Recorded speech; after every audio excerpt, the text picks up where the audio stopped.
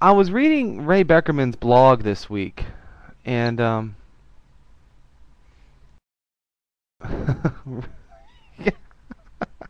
was reading Ray Beckerman's blog this week, and you know what?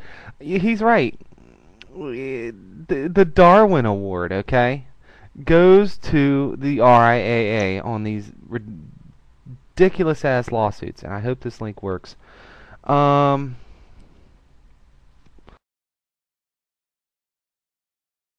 okay, just drop the link in the chat. If you're watching this on YouTube, the link will be also in the it'll be in that place. Y'all know where to look for it.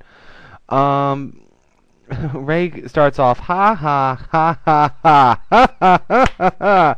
RIAA paid its lawyers more than $16 million in 2008 to recover only $391,000. The RIAA's business plan is even worse than Ray guessed it was.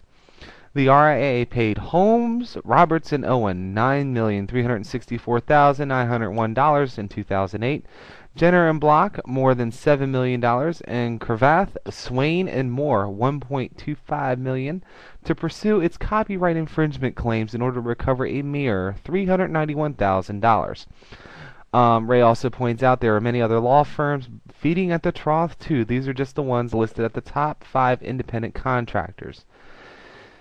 If the average settlement were $3,900, that would mean 100 settlements for the entire year. As bad as it was better than the numbers for 2007, which was more than $21 million was spent in legal fees, $3.5 million on investigative operations, presumably Media Century, those motherfuckers, and the amount recovered was $515,929. Woohoo! Hang on a minute. I should have whipped this out before I started recording, but oh well. This show is live and uncut, so what? Here we go. Here we go.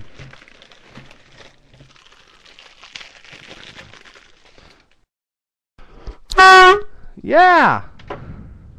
2006 was similar. They spent more than $19 million in legal fees and more than $3,600,000 in investigative operations to recover $455,000. So, all in all, for a 3-year period, they spent $64 million in legal and investigative expenses to recover about $1,361,000. No wonder they get paid the big bucks. Okay, so the $64 million question and answer, the Darwin Award, goes to the RIAA. And these are just the numbers we know about. We know they've spent a lot more than this, okay? Yeah. Well, yeah, a good point, Lee. They'll take a loss on taxes. They can write it off as a business expense. But seriously, though, okay, those of us who are in business, okay? Good point, Rob. How many strippers? My God, it would fill. It would probably fill about 20 Playboy mansions. But seriously, think about this, okay? Those of us running a business, okay, if we were to do something that had a 64-to-1 cost versus an expense ratio versus a profit ratio, okay? If for every $64, okay, say I'm selling a product. Say I'm selling this stupid damn thing, okay? Okay? You know, say I sold it for say I spent $64 on this, okay? And I sold it and I made a buck. Would that be a shrewd business decision? Drum roll, please. The answer is no. As a manager, as a retail manager, if I did something that stupid, I would get shit canned in a heartbeat. Okay? So, okay, say I spend $64, I sell it for a buck. You know, really. Will it earn money down the line? Well, if you've only sold, it depends on how many times you sell that same item. Chances are you've only sold it once. Ooh, Jan. Why were you not permanent opted? We gotta fix that. Done. Hi Jan, good to see you. I'm in the middle of a rant, so don't mind me. But seriously though, okay? So,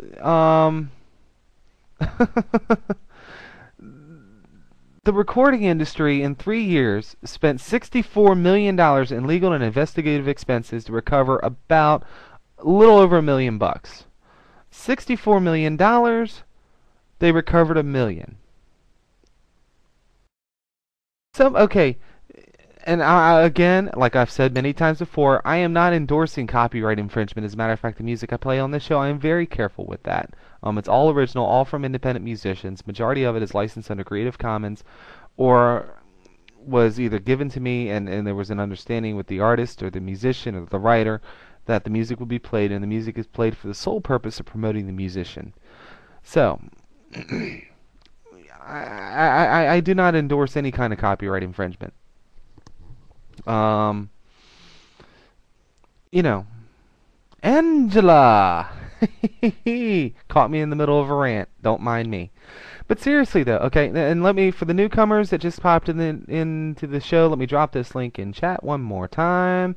Okay, RIAA has paid its lawyers over the last 3 years, okay, $64 million to investigate copyright infringement, to prosecute copyright infringement, okay? $64 million bucks. They've recovered $1,361,000. This doesn't even, you cannot even blow a bubble and pretend this makes sense at all. You know? And what's worse is that how do the majors make their money? Off of musicians. Now the major musicians, I don't care. You know, hey, if you're going to be a part of that whole music mafia thing, go for it. But you know, there's a lot of indies that are also part of these labels that, you know, they don't make as much money, but you know what, they're contributing to this, and I'm sure they wouldn't want to. Instead of spending the money on maybe fixing the business, and I could think of a lot of other different ways that the RIAA could be spending $64 million as opposed to prosecuting copyright infringement, particularly if all they collected for all their efforts was $1 million, 64 to 1.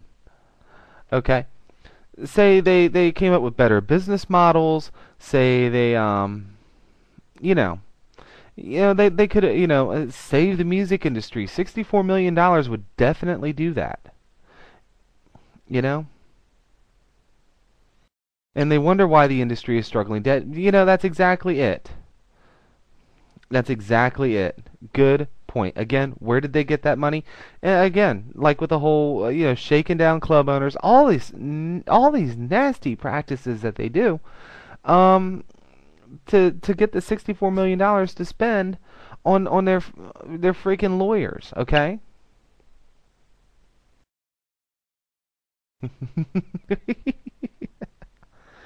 Seriously, it makes absolutely no sense. So yeah, they talk about how the labels are struggling and the industry is dying. Well, in this my own personal opinion, just me, I could be wrong, but it sounds to me like they're doing a pretty damn good job of digging their own grave. And particularly with the music they put out. The music they put out is garbage. Britney Spears? Who would steal? Well, I can see why people would steal it. Sure as hell, no one would want to buy it. They put out stuff that people wanted to actually buy, and people were into it. Yeah, absolutely. But what a lot of these musicians anymore? They're tabloid fodder.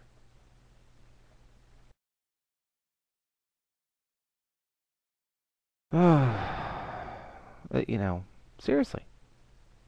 Good point. They probably keep 2 sets of books, one real, one fake. One good one, one bad one. That's exactly it, Rob. You are absolutely right. Yeah, Kevin, you are bankrupting them. How dare you? How could you?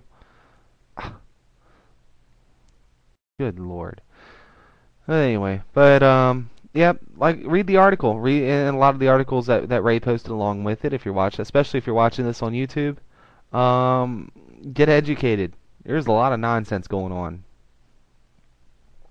But coming up on the end of another 10 minutes of the video.